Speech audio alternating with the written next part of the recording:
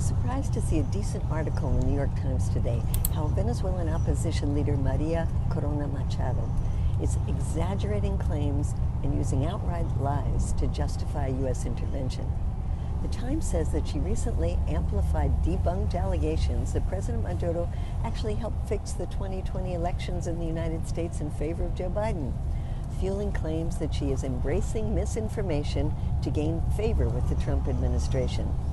The Times then goes on to discuss Machado's claims that Maduro heads two drug trafficking organizations. One is Tren de Aragua and the other is Cartel de los Soles. Quote, but the administration's own intelligence agencies have rejected the idea that Mr. Maduro wields control of two groups and is weaponizing them against the United States.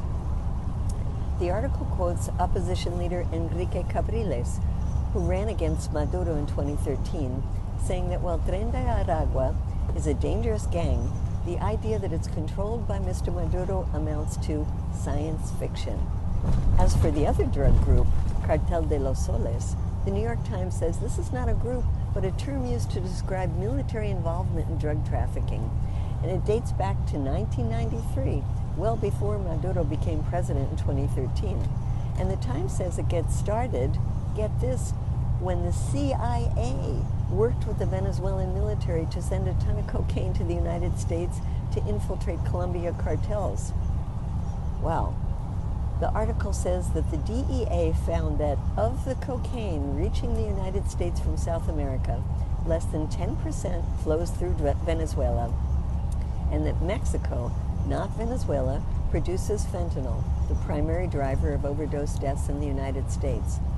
Pulling these two false claims together, election interference and drug trafficking, the New York Times quotes John Feely, a former U.S. ambassador to Panama, who also worked for Secretary of State Colin Powell in the runoff to the Iraq War.